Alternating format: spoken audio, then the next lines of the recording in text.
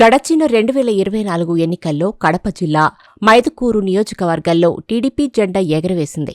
1999 తర్వాత తెలుగుదేశం పార్టీ దీర్ఘకాలానికి అక్కడ పాగా వేయగలిగింది. 1999 ఎన్నికల్లో మైదుకూరులో టీడీపీ నుంచి గెలిచిన శెట్టిపల్లి రఘురామిరెడ్డి తర్వాత వైసీపీ బాటపట్టి రాష్ట్ర విభజన తర్వాత జరిగిన 2 ఎన్నికల్లో విజయం సాధించారు.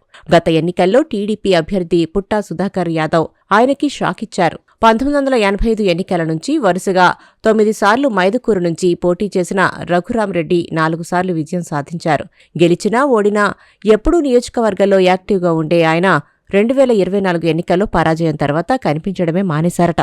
ఎన్నికల అనంతరం మైదుకూరు నియోజకవర్గంలో వైసీపీ మాజీ ఎమ్మెల్యే రఘురామిరెడ్డి నియోజకవర్గంలో ఏ ఒక్క కార్యక్రమంలో పాల్గొనడం లేదట. వైసీపీ అధికారంలో ఉన్నంతకాలం మైదుకూరులో ఇష్టానుసారం చెలరేగిపోయిన కేడర్ తర్వాత పరిణామాలతో అనేక ఇబ్బందులకు గురవుతున్న మాజీ ఎమ్మెల్యే పట్టించుకోవడం లేదట. వైసీపీకి వెన్నుదన్నులా పనిచేస్తున్న కేడర్ని ఆయన పూర్తిగా విస్మరిస్తుండడంపై పార్టీ పరంగా తీవ్ర విమర్శలు వ్యక్తమవుతున్నాయి. కూటమి ప్రభుత్వం ఏర్పడిన 8 నెలలకే జగన్ అధికారంపై కలలు కనేస్తున్నారు. మళ్లీ అధికారంలోకి వస్తామని, ఈసారి 30 ఏళ్లు రాష్ట్రాన్ని ఏలుతామని ప్రకటనలు చేస్తున్నారు. రెండోసారి అధికారంలోకి వచ్చాక కేడర్కు ప్రాధాన్యత ఉంటుందని, కేడర్కి ఏ కష్టం రాకుండా చూస్తామని అంటున్నారు. జగన్ కార్యకర్తల్ని కాపాడుకోవడానికి ఎంత భరోసా ఇస్తున్నా ఆయన సొంత జిల్లాలోని మైదుకూరు నియోజకవర్గంలో ఆ పరిస్థితి కనిపించడం లేదు. గడిచిన 10 ఏళ్లుగా వైసీపీ బలోపేతానికి కృషి చేసిన కేడర్ ఇప్పుడు నిరుత్సాహంలో ఉందట. అధికారంలో ఉన్నప్పుడు కూడా శెట్టిపల్లి రఘురామిరెడ్డి కేడర్ని పట్టించుకున్న పాపాన పోలేదని పార్టీ శ్రేణులు మండిపడుతున్నాయి. ఎంతసేపూ తన స్వప్రయోజనాలే చూసుకుంటూ కార్యకర్తల్ని విమర్శించారన్న విమర్శలు వెల్లువెత్తుతున్నాయి. అంత సీనియర్ నాయకుడైన శెట్టిపల్లి రఘురామిరెడ్డి పరాజయం తర్వాత పార్టీకి, కార్యకర్తలకి అండగా నిలవాల్సింది పోయి కాడే వదిలేసినట్లు వ్యవహరిస్తుండడం వైసీపీ వర్గాలకు మింగుడు పడడం లేదట.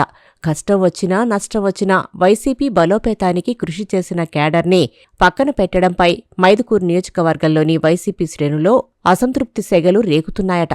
ఆ క్రమంలో కూటమి పార్టీ తలుపులు తెరుచుకుంటాయేమోనని ఆశగా ఎదురుచూస్తున్నారట. అయితే తెలుగుదేశం నేతలు మాత్రం వారిని దరిచేరనీయడం లేదట. అధికారంలో ఉన్నప్పుడు విచ్చలవిడిగా ఇష్టమొచ్చినట్లు ప్రవర్తించి తమను వేధించిన వారిని తమ పార్టీలో చేర్చుకునే పరిస్థితి లేదని తెగేసి చెప్తున్నారట. అధికారంలో ఉన్నప్పుడు అప్పటి ఎమ్మెల్యే రఘురామిరెడ్డి ఏం చెప్పినా చేసిన కేడర్ తాము గడ్డు పరిస్థితులు ఎదుర్కొంటున్నా పట్టించుకోకపోవడంపై తీవ్ర ఆగ్రహం వ్యక్తం చేస్తోంది. ఈ విషయం అధిష్టానం దృష్టికి తీసుకువెళ్లినా ఫలితం లేకుండా పోతుందట. కడప జిల్లాలో వైసీపీ పరాజయం పాలైన అన్ని నియోజకవర్గాల్లో ఇదే పరిస్థితి కొనసాగుతుందని, పార్టీ అధ్యక్షుడి సొంత జిల్లాలోనే ఇలా ఉంటే పార్టీ మనుగడే కష్టమవుతుందన్న అభిప్రాయం వ్యక్తమవుతోంది.